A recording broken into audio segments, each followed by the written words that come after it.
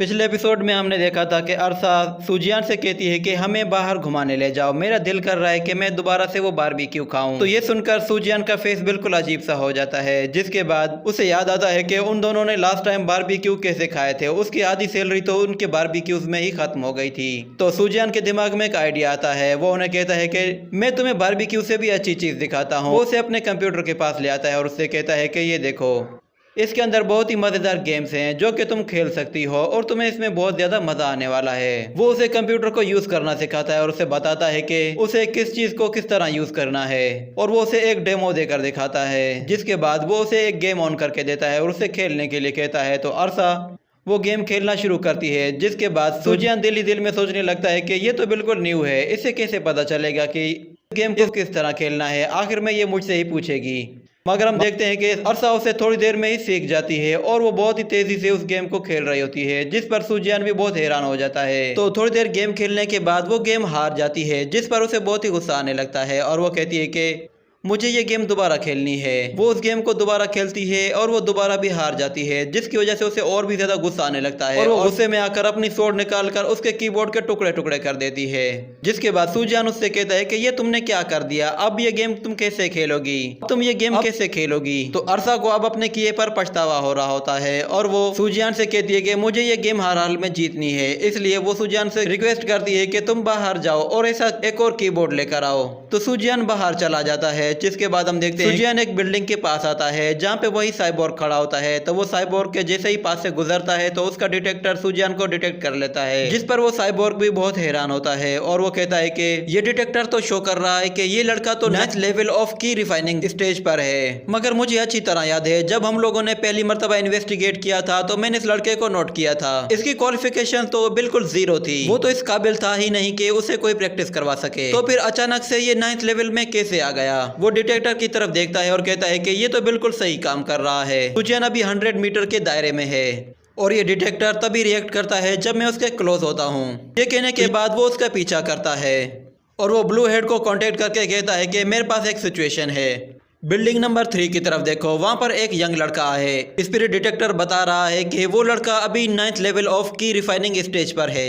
Blue head कहता है कि ठीक है, तुम्हारा मैसेज मिल गया। वो अपनी गन से उसे क्लोजली देखता है और कहता है कि ये तो एक आम सा लड़का है, मगर ये एक लेवल ऑफ की रिफाइनिंग में कैसे हो सकता है। और वो अपने कैप्टन के बारे में कहता है कि शायद वो मेरे साथ कोई मजाक कर रहे हैं। इसके बाद ये सीन यहीं पे कट होता है। अगले सीन में हम अरसा को देखते हैं। वो दोबारा से सूजियान के कंप्यूटर में गेम खेल रही थी और इस बार वो माउस का यूज कर रही थी।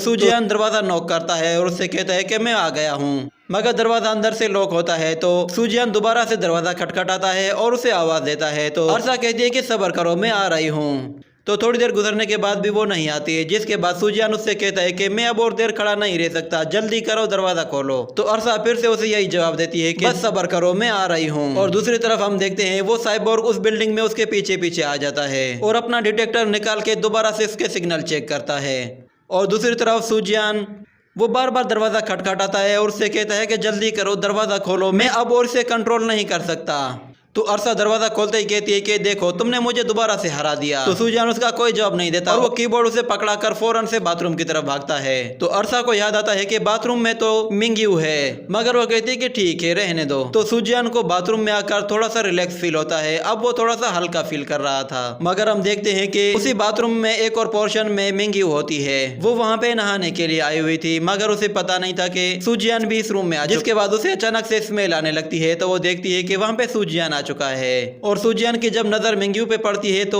वो बहुत ही खुश होने लगता है। मगर अचानक से मिंग्यू कोई चीज उसे मार के बेहोश कर देती है और फिर उस रूम से बाहर आ जाती है। उसके बाहर आने के बाद अरसा उससे कहती है कि chief disciple of demon Lord, लगता है कि एक मामूली से की रिफाइनिंग वाले लड़के ने तुम्हारी पूरी बॉडी देख ली है। तो मिंग्यू उससे कहती है कि मैंने उसे एक झटके में ही नॉकआउट कर दिया है और अब मुझे ऐसा लगता है कि शायद उसे उठाने के लिए अब हमें बहुत टाइम लगेगा, वो इतनी आसानी से उठने वाला नहीं है। तो अरसा उसे बताती है कि इस कम्युनिटी में और भी बहुत सारे कल्टीवेटर्स हैं। जिसके बाद हमें दिखाया जाता है कि उसी बिल्डिंग के बाहर वो साइबोर्ग खड़ा होता है और ब्लू हेड दूसरी बिल्डिंग के ऊपर से उन लोगों पे नजर रख रहा था। मगर मिंगी और अरसा को इसके बारे में कुछ भी पता नहीं था कि वो लोग उन पे नजर रख रहे हैं। तो मिंगी और अरसा आपस में बातें करते हुए कहती है कि इस कम्युनिटी में टोटल 13 प्रैक्टिशनर हैं, उनमें से 12 तो कोई और हैं और एक सुजियान है। और अगर स्टार सोर्स को पता चल गया कि सुजियान भी एक प्रैक्टिशनर है तो उसके लिए बहुत ही बड़ा मसला हो सकता है। मगर फिर वो मिंगी उसे कहती है कि तुम ज्यादा नर्वस मत हो, मेरे पास इसका एक सोल्यूशन है। वो सारे के सारे प्रैक्टिशनर जूनियर्स हैं, मगर सुजियान की पावर्स उनसे भी ज्यादा आगे जा सकती हैं। तो मिंगी उससे कहती है कि तुम बिल्कुल सिंपल सोचती हो, मुझे पता है कि तुम्हारे डाओ मिंग जोंग में एक सीक्रेट टेक्निक है जिससे अपने रियलम पावर को छुपाया जा सकता है।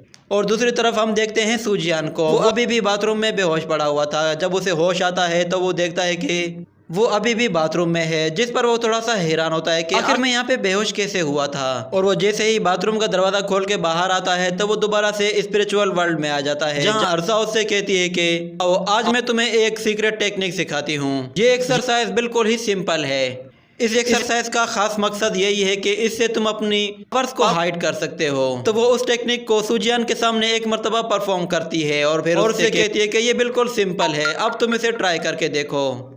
जिसके बाद ये सीन यहीं पे कट होता है। अगले सीन में हम दोबारा से साइबोर्ग को देखते हैं। एक लड़की बाइक पे बहुत तेजी से उसके सामने आके रुक जाती है, जिसके बाद हम देखते हैं वो लड़की असल में जोंग मिंग होती है।